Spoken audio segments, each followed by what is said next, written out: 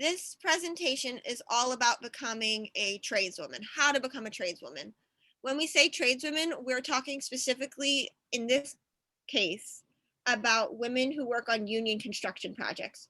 So Amy, Contina, and Petrolin are all union construction workers, and they work on big commercial projects, building things like schools or bridges or roads. Not necessarily like what you might think of as someone who does construction on a home. How you become a union construction worker is you join an apprenticeship program, and you'll hear more on that later. But that's what this presentation is all about. Here are photos of tradeswomen, union construction worker, women, apprentices, or journeywomen who have worked with us and found their way into trade careers. About how Jasmine and I can help you. Jasmine as a pipeline navigator, and how I can help you as a program director find your way to trade careers is through pointing you in the right direction. So we'll be able to point you to programs like Community Works Pre-Apprenticeship program, which is a great entry point, where we can point you towards dates and times when you can apply directly to apprenticeship programs, but we're not going to be able to get you a job somewhere or get you into apprenticeship. You're going to have to be self-guided in finding your way, but we're confident in your ability to do this, and we're happy to give you direction and resources and connections to help you get to where you want to go. So we like to say we're your career GPS. And that's enough of background. We're going to now hear about what it's actually like in the field.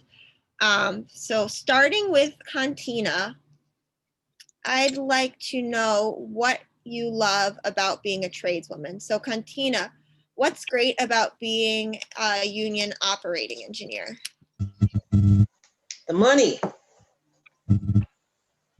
The money is absolutely great. I sleep at night. The career that I had before becoming a union operator, I didn't sleep at night. It was very stressful. When I became an operator, all my stress kind of went away as far as work. I mean, I slept at night. I had high blood pressure before. I don't have high blood pressure now because, one, the money is great. I enjoy what I do. It's satisfying. It's fulfilling. Great. Yeah, that's an interesting take. Thanks, Contina. Amy, what do you love about being a tradeswoman or about being an operating engineer? You're on mute, Aim.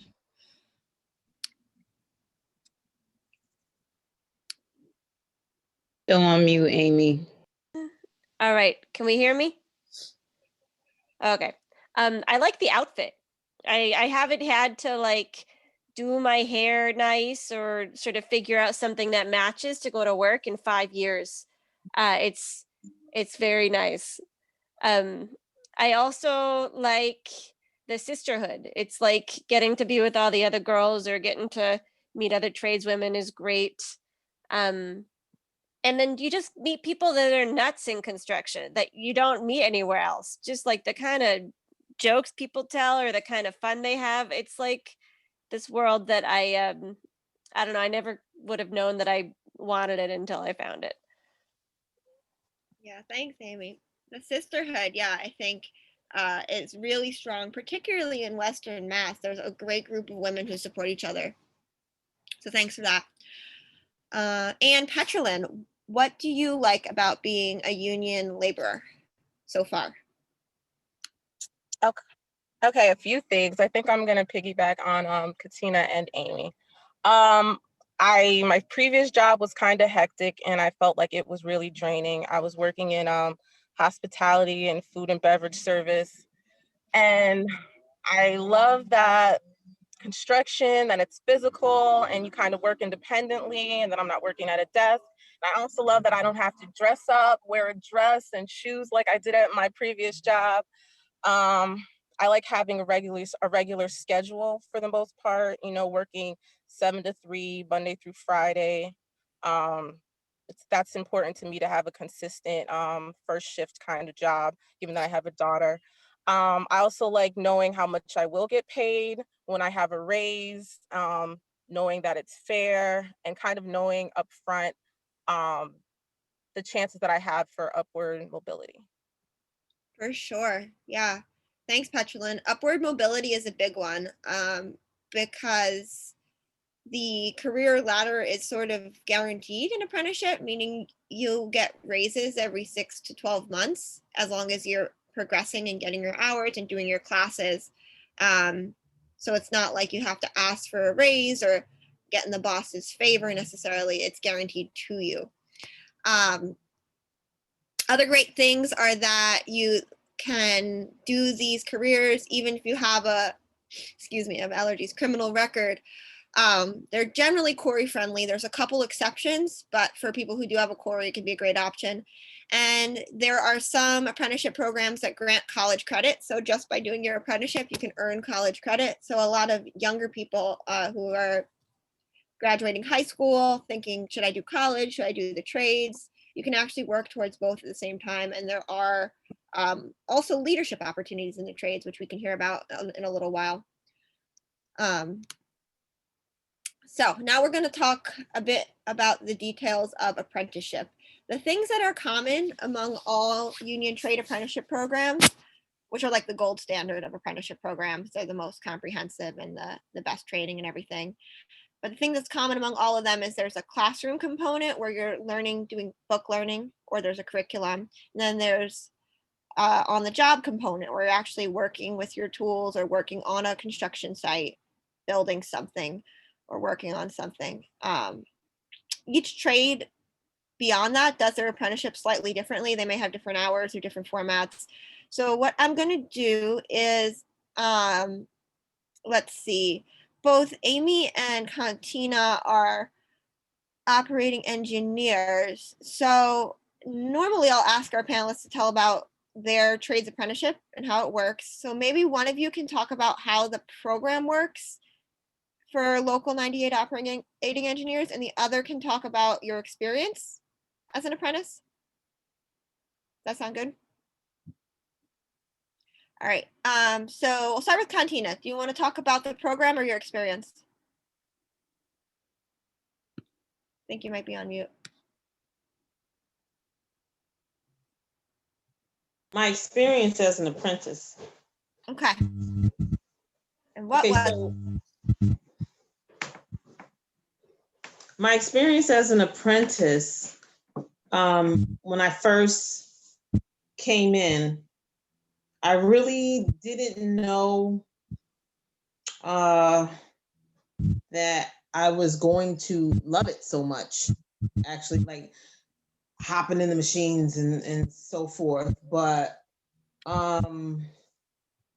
when I got on the job, my first job, second day, I was running a machine as an apprentice under a journeyman's license. I was scared.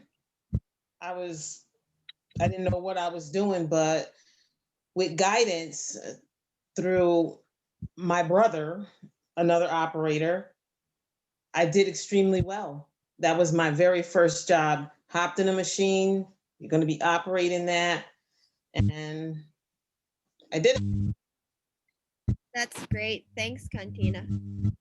And Amy, can you tell us the details of the local 98 operating engineer apprenticeship program and when the classes are and when they take applications? Yeah. So the operating engineers, we open up our apprenticeship program just every couple of years. So like every 2 or 3 years, they open them up. An operating engineer is like a heavy equipment operator. So we do everything from cranes to bobcats, bulldozers, paving machines, big dirt moving equipment, big hoisting equipment, things with keys and engines, basically. And our apprentice program is set up so that it happens one night a week. And it's a combination of schooling and kind of classroom learning and equipment learning. And so when the weather's bad or in the winter, sometimes we'll be in the classroom doing like safety instruction and licensing instruction, because every piece of equipment's got its own license. And also there's a big sandbox. We have a big sandbox out in Southwick with like old equipment that's been donated or bought by the union. And we get to practice on it. Dig trenches, make roads, dig holes, fill in holes, practice basically. So it occurs when I was an apprentice, it was 3 hours on Wednesday nights for 4 years, and then some Saturdays in the summer. Thanks, Amy. Oh, can I say a thing about wages? Yeah, go ahead. Just the wages move with your hours of work experience. So for the first 1,000 hours, I think I made around 18 an hour. And then with my second 1,000 hours, I got a bump to 24. And then my up to 4,000 hours, I got a bump up to 28 or something like that. And so kind of as you gain work experience, you also get a bump in pay. So it's sort of what makes you tolerable as like a green bean, not so good at your job newbie, because you're not costing the company as much money. And so you sort of have these dummy years to get to learn and not be that expensive. Good point. Thanks, Amy. And Petrolin, can you tell us about the laborers apprenticeship program? And maybe what you've been working on so far, what it's been like for you? Okay. The apprenticeship program, it's approximately like 4,000 hours and a little over 2 years if you're working consistently. I initially, once you get in, you go to 4 weeks of training, Monday through Friday. It's like 7 to 3 kind of thing, classroom. It's like a full-time thing. I went to the one in Pomfret, Connecticut. And if you live like over an hour away or so, you can stay there if you want, Monday through Friday. Well, that's how it was before Corona. While you're there, you get different certificates and whatnot.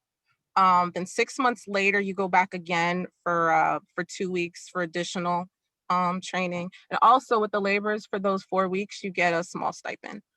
Right now, I just finished, but I was working at UMass. They were doing the blue wall, and all the laborers kind of had different jobs, but mine was basically like cleanup. I kind of was doing the same thing every day, nothing too exciting. Yeah.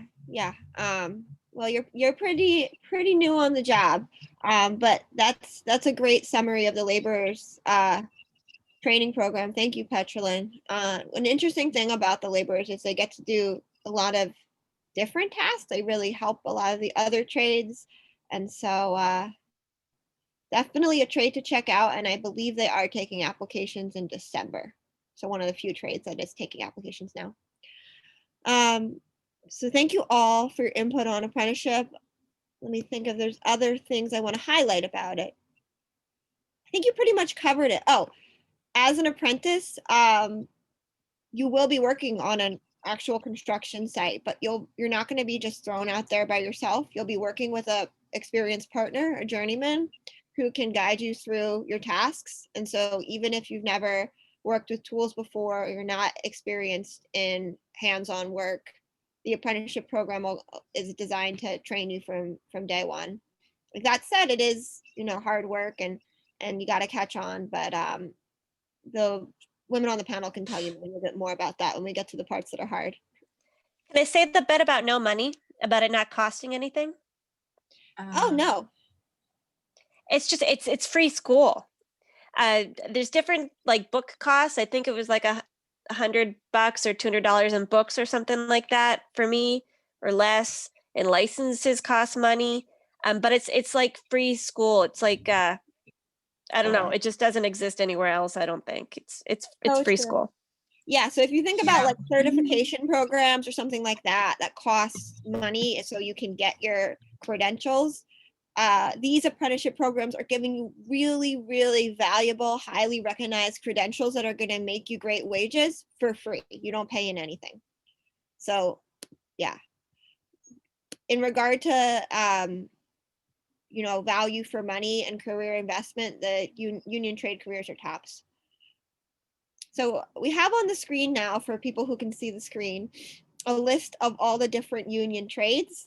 Some of them you may have heard of, like carpenters or electricians, and some may not be as familiar to you, like maybe the sprinkler fitters or sheet metal workers. And so we're gonna have some folks explain a bit about some of the lesser known trades, because it's important to know all that's out there and not just maybe go for the big names that you recognize. Excuse me, I've got the sniffles.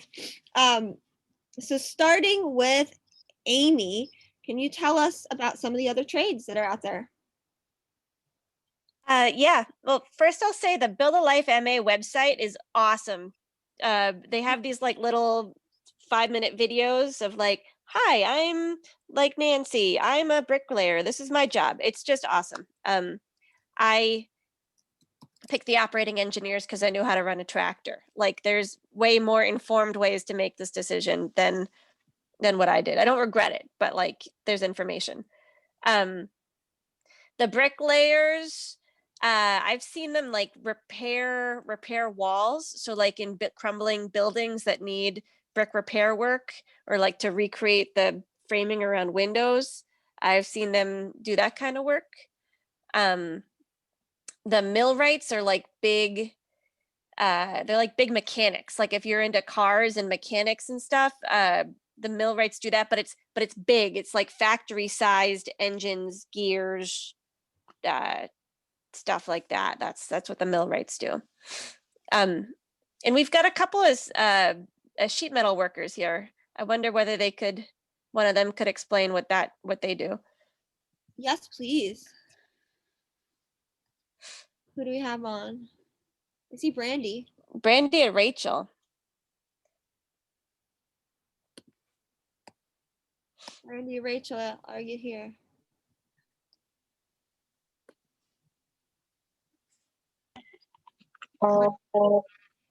See me?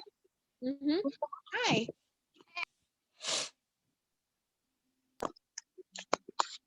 Hey. Okay, so what am I explaining? Oh, tell us about what sheet metal workers do, Brandy, and nice to see you. Okay, so we essentially work on the duct systems, like for air, HVAC, and the heating and cooling of the buildings. So we go to school for 5 years.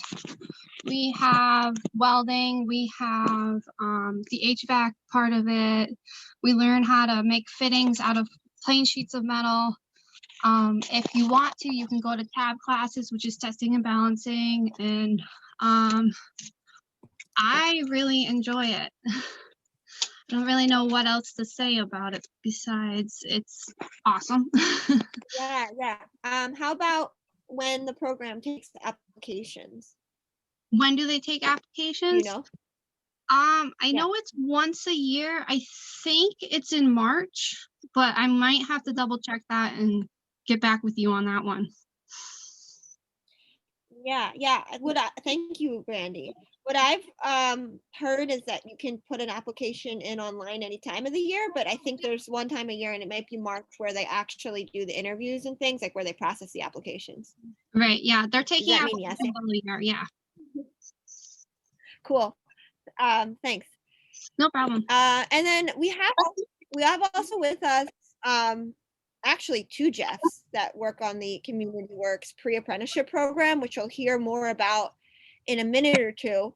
But Jeff Napolitano he's going to tell you about his program in a second, but he might be able to tell you about some of the trades that are looking for folks that are more in demand, where they really need people to apply to.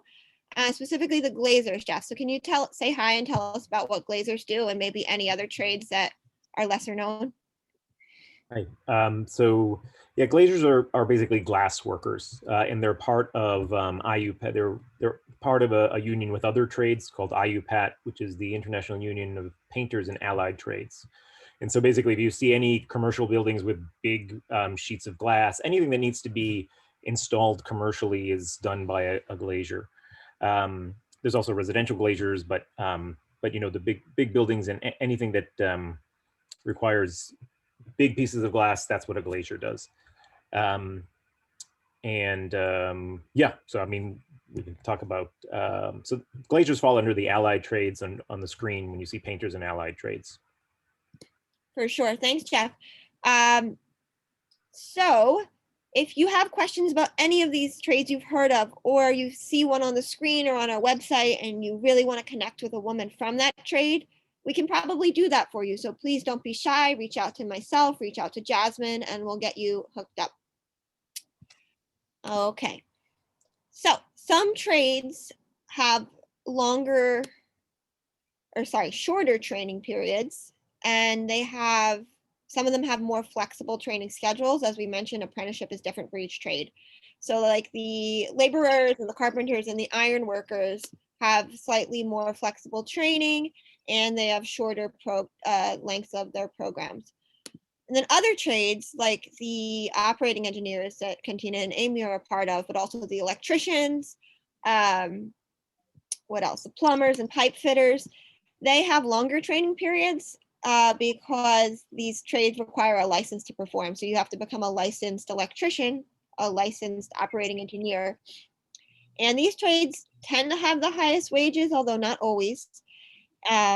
So when you're choosing a trade, you should definitely weigh like how much time you have to complete your training before you get to your journey level, how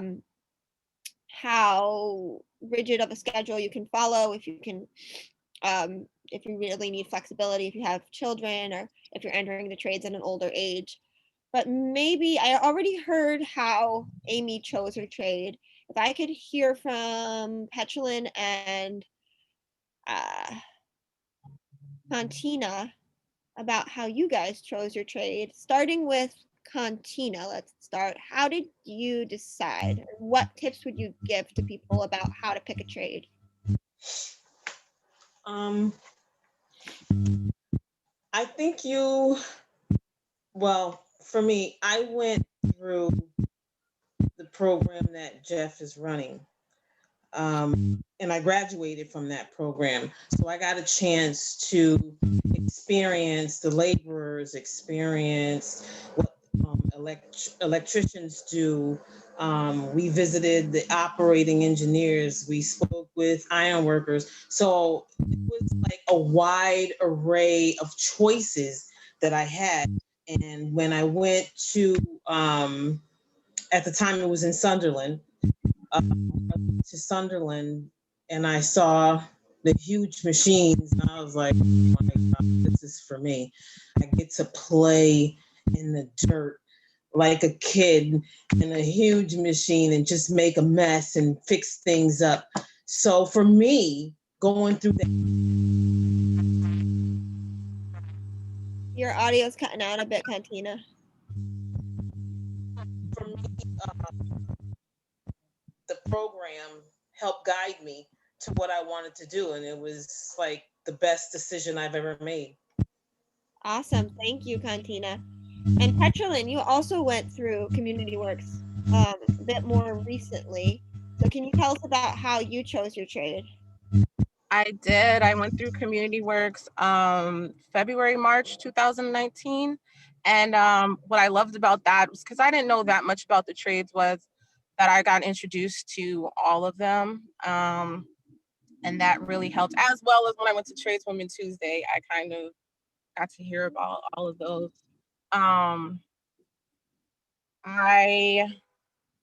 We had people that came in and spoke, and I got to, visit the different schools to figure out what I wanted to do. I also applied to the carpenters. Well, no, I didn't apply. I went there to their opening where they discussed about what was going on. Like, they basically give you a rundown about the apprenticeship and what do you do as a carpenter and everything, because I wanted to make sure I was making the right decision. So my advice to anybody is to, apply to whatever interests you, and then kind of, Google it, look it up, look at videos, see if this is something that you want to do and that you can envision yourself doing, as well as I would see if they're in high demand. Is it a job that, has a lot of layoffs or not? Can you kind of move on with the skills? And what I liked about being a laborer, I didn't do it that much justice just now, but that you could kind of do anything. You know, we had people that were working inside and outside. And what I liked about it, I felt like it was the jack of all trades. So you kind of learn a little bit of everything else while doing that. For sure. Thanks, Petrolin. So yeah, really just I think the key takeaways from what everybody said are see what's out there, look at all your options, apply to as many as you're interested in, and then see what your options are after that. Because it's you got to pick something that you'll enjoy doing. Okay. So on the screen now, we have some photos of an electrician named Melissa Leary, who's been really active in our Speakers Bureau, doing outreach at events like this one, being on panels and speaking to other women about trade opportunities. And she was recently awarded a position of apprenticeship director for her training program. And so Amy has been sort of a close collaborator with Melissa doing outreach in Western Mass. So maybe Amy, could you tell us a bit about what Melissa's doing and how that fits into what we're doing here? Yeah, this is just so exciting for me get to say. I met Mel when I worked at the MGM casino. I ran an elevator and Mel was a apprentice electrician there, and we just would run into each other as she was going between the floors, and I was like, oh my God, another girl. I like couldn't be more proud of her. So she's basically, as she went to a trade high school and is known for a long time that she wanted to be an electrician. So she comes from that perspective as opposed to somebody like me or like Contina, who have come from a different line of work. And as long as I've known her, she's someone who kind of is interested not just in herself as an electrician or herself as a female, but thinking about the sisterhood as a whole and thinking about ways for us to get together and for us to kind of build our group and build our power together. And also thinking about her union as a whole. So like she's a real sister and a real union woman. And I'm thrilled, I guess, that she gets to make this change in her career. She's not going to be in the fields working with electricity in buildings anymore. She's going to be coordinating the apprenticeship program. So I'm just very excited to have her influence in the world of union construction. And I'm excited because the way our group of women is in this area, I know we're going to have her back and we're kind of all going to sort of be able to help her do the kind of job she wants to do and then get to all enjoy it together. Great. Thanks, Amy. So yeah, I will say that we would love to see more women in leadership positions, running programs and other leadership positions in the trades and the unions. It's happening for some people. Like, it's so great to see this happen for Mel. We'd love to see it happen more. There is only one woman business agent in any of the unions, and that's Canel Broomstein out of Boston. So we believe as we get more women in on the ground level, right, as apprentices, that we can build our power as a group. So this coming into apprenticeship is not something to keep quiet, like, oh, I've got this job and I don't want to tell any other women. We want you all to join us, to apply, to tell other women, because the more of us there are, the more we can rise. So Mel's just an example of that. So one entry point to these trade careers is to do pre-apprenticeship. That's a training program that gets you ready for apprenticeship. The program for Western Massachusetts is called Community Works. If you're in other parts of the state, there are other programs. They're probably called Building Pathways. So we have, like I said, the coordinator of Building Pathways, Jeff Napolitano, on the call. We also have the instructor, Jeff Cathcart, on the call. So Jeff Napolitano, if you want to kick us off and telling about your program, what it is, and the info on recruitment, And then I'd love to hear from Jeff Cathcart if you'd like to join in about some of the curriculum. And then we'll go from there. Sure.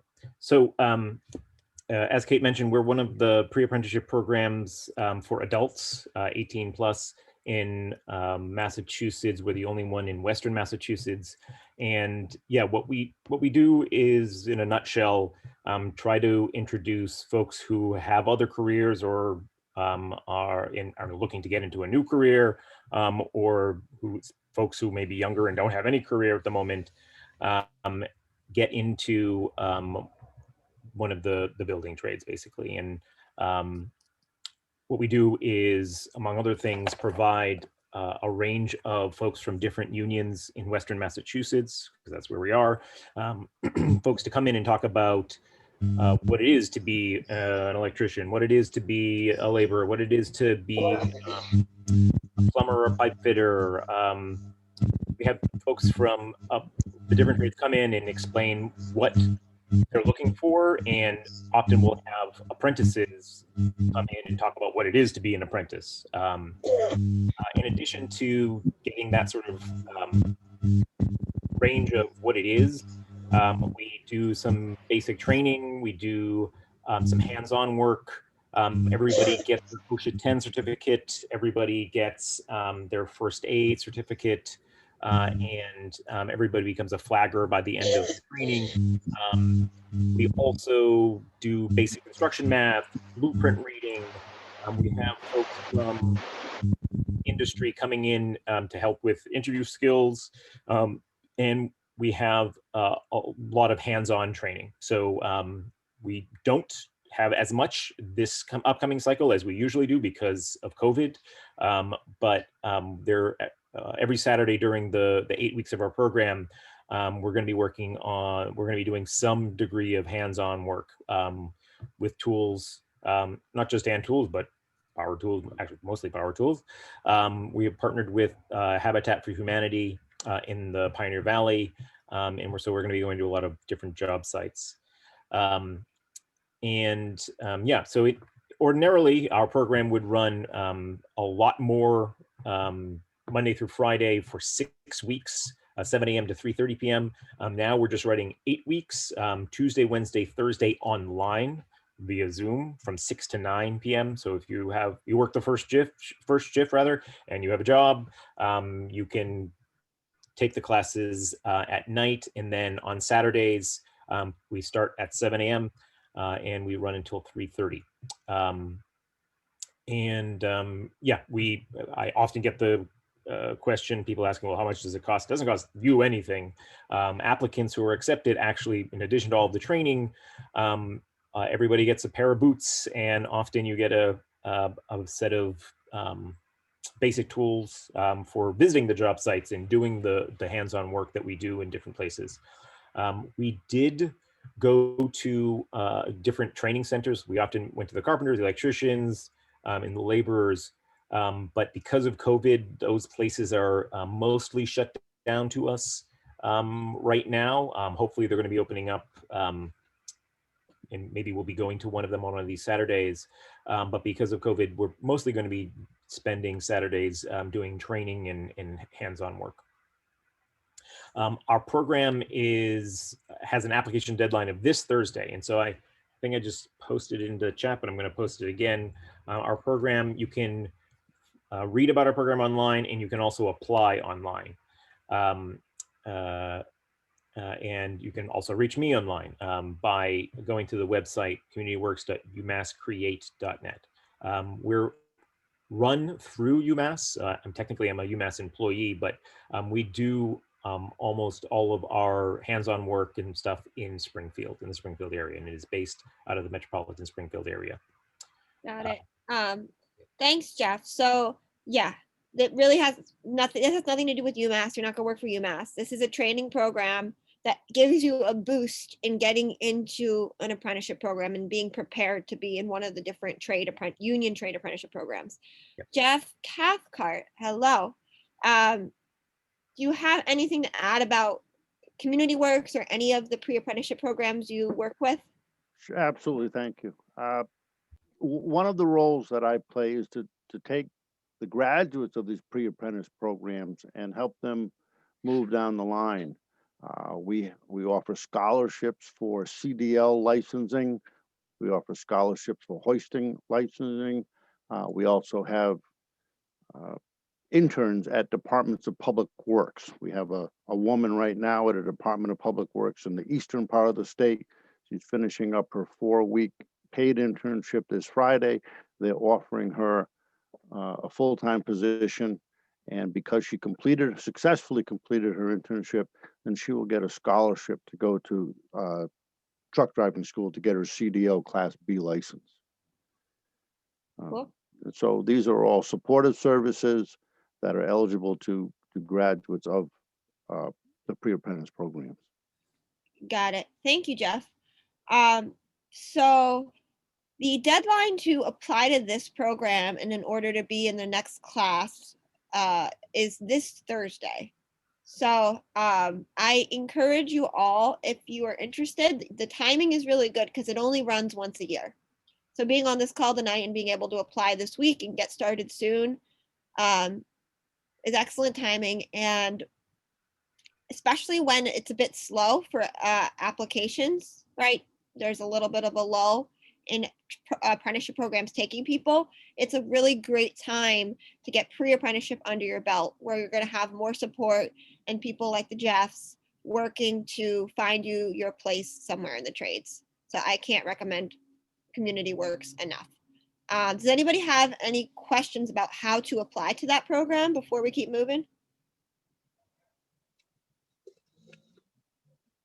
Can I just make one comment? And that is, I wanted to be here tonight just because I would say 7 or 8 out of every 10 phone calls that I get from a contractor looking for somebody to work is looking for a tradeswoman, is looking for somebody who can meet their compliance goals on their public projects, because many public projects across the state require a certain number of women on this job site. And many contractors are disastrously bad at reaching that. And so if you're a woman and you're looking to get into the building trades, there's a lot of demand for you, essentially. Right. Good point, Jeff. So please, yeah, contact me or Jeff or go to the website if you want to do that program. Best way in. All right. So when do apprenticeship programs accept applications? There is a schedule and it's like applying to college normally. So normally we'd be able to, if we were all in person, everybody would get a green folder and it would have a schedule of when each trade program takes applications and who to call and what time of the year that is. Because of COVID, a lot of the programs are not taking applications right at this time, or their normal schedule is off.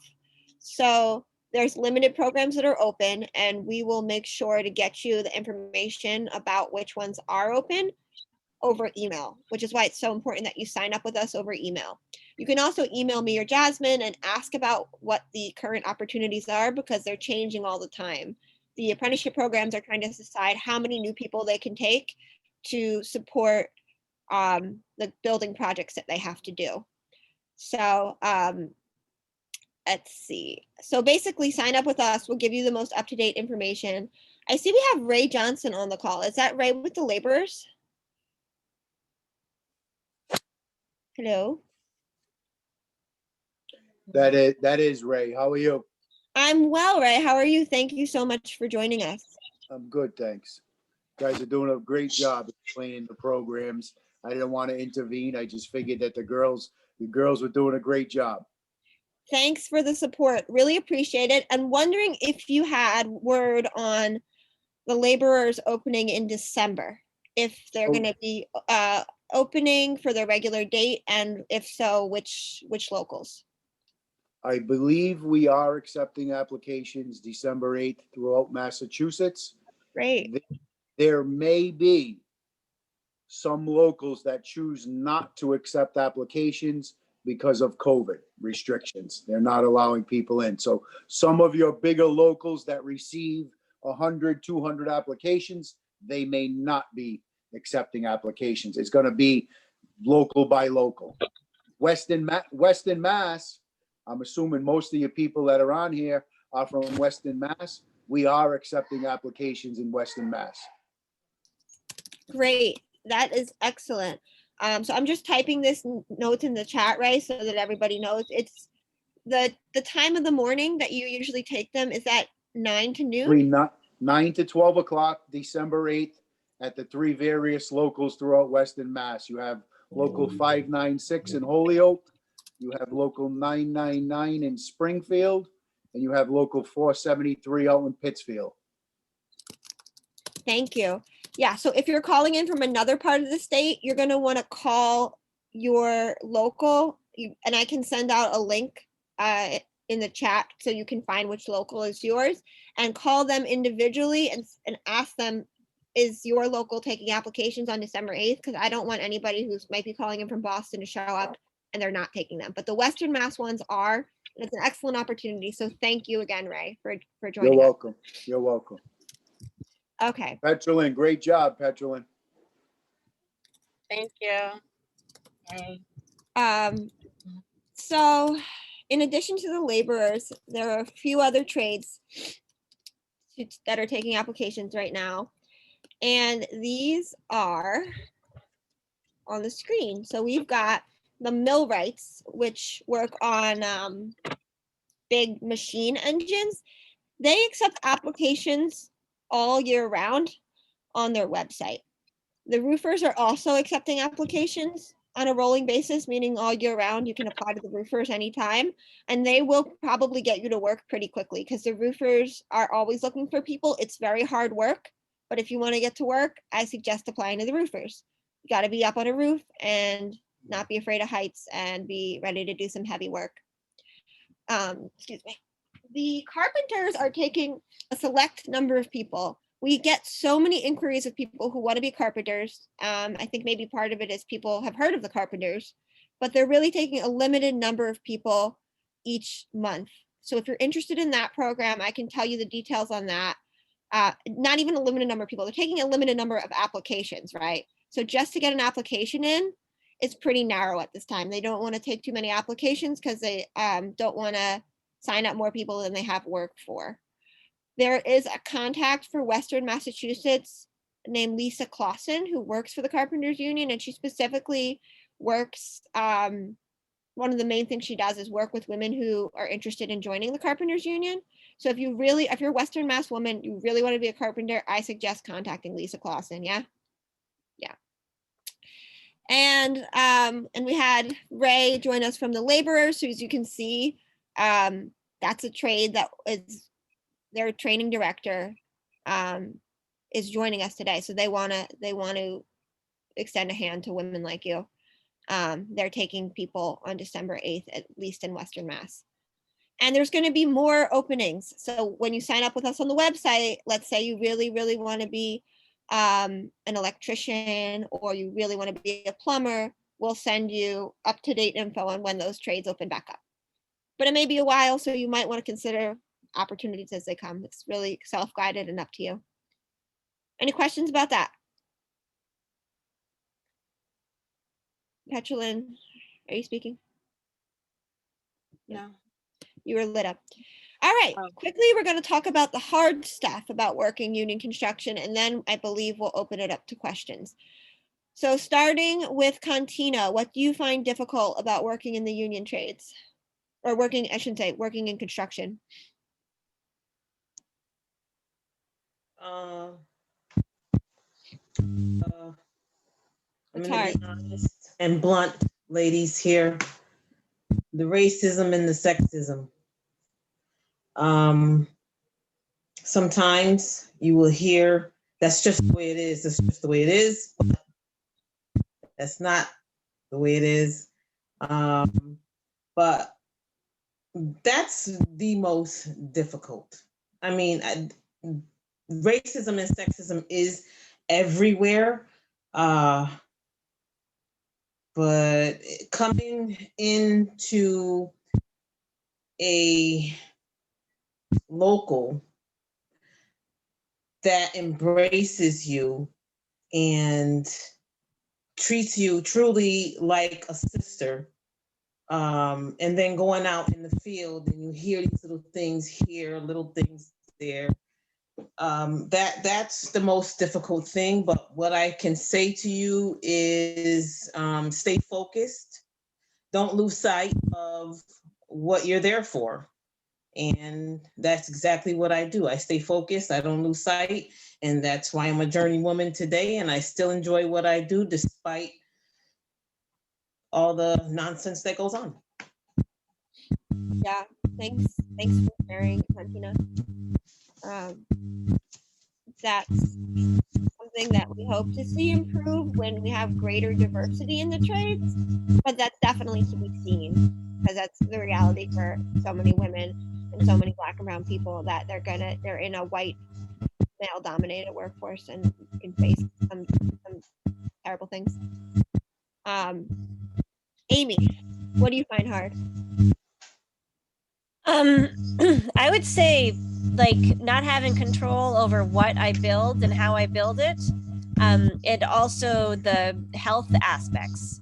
So one is like you build what rich people have money to pay you to build, and sometimes that's stuff you really love and want in your community, and sometimes it's stuff that I don't want. And as a worker, as the way things are currently, you just have to go get up and do your job. Union construction and a labor movement, there is the opportunity for us to continue to organize and maybe not have to build shitty things someday. But for the time being, you just kind of have to swallow it. And I hate that. I also hate like building things for other people's profit. You know, I make a lot of money, but like the guys that own the businesses are like making a lot of money off of my labor. The other thing is the health aspects. Like,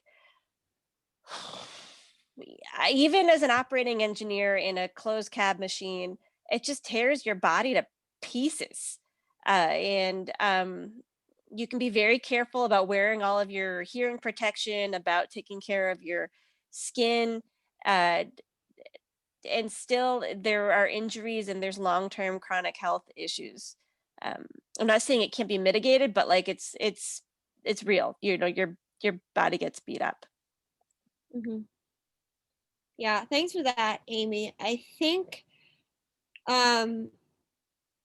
it's not time for a full labor history lesson, but a lot of these honest truths about the industry are places that there's just work that needs to be done.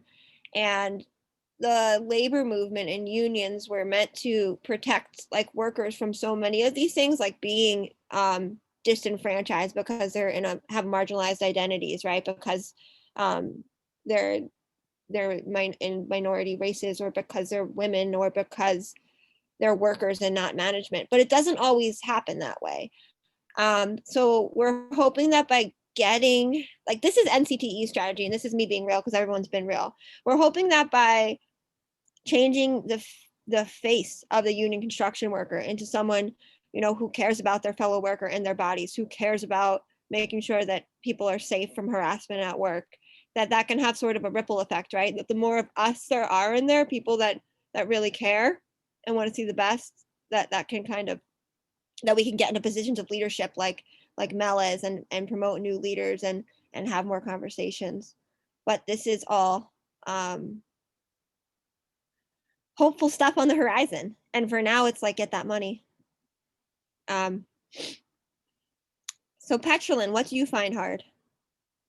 Well, being very new apprentice, luckily I haven't had to experience too much of the bad stuff. I was at UMass where there were a lot of women from every trade being represented, and they kind of welcomed me with open arms. That was great. But I would say probably the hardest part for me was also the best part, which is like the unknown, not knowing what I'm going to be doing, and every job can be different. And then the uncertainty of like,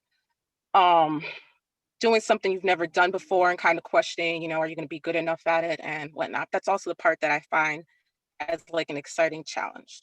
Mm-hmm. Yeah, yeah. Thanks, Petrolin. Other things I want to mention, there's childcare challenges for many women in the trades. If you have children in the ages that need care, a lot of the center-based care you're not going to have access to. That's pretty limited now because of COVID anyway, but to do these jobs, you need to have childcare starting at 6 a.m. or maybe even 5:30 a.m. if you're traveling for work. So you may have to rely on family members or people in your network, or find a home-based provider that you can pay to start extra early. And so if that's not in your ability, that can be a barrier. We want to let people know that up front so they can make plans. And what else? Oh, the industry drug tests, and your apprenticeship program will drug test you, and the drug tests include marijuana, and there's no way around that. So something to be prepared for. It's not just one drug test, it's many drug tests. So Jeff's program Community Works includes several drug tests, and your apprenticeship will too. And a medical card doesn't excuse you. You still have to pass it. Again, just telling you so you know. I think that's enough for that. You got to do hard work outside. It's construction work. All right. Here's the minimum requirements to be eligible for any of these programs, pre-apprenticeship or apprenticeship. You need to be 18 or older. You need to be legally able to work in the US. You have to be able to speak some English, because your classes are taught in English. Certain trades like the roofers and the laborers and the painters, you can have more limited English because they're set up to accommodate that. So if you have limited English or know someone who wants to do this with limited English, just let us know and we'll figure it out for them.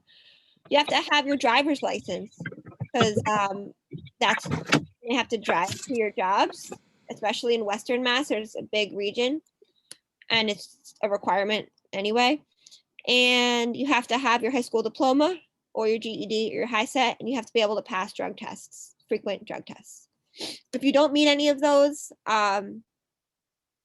it's okay. We'll find you resources, or point you towards resources, I should say, that can help you, like GED prep courses or childcare resources, the limited ones that we have. And then when you are eligible, let's say you get your GED or you get your license, you can come back and say, Kate, I've got my license, I'm ready to go. Let's do this.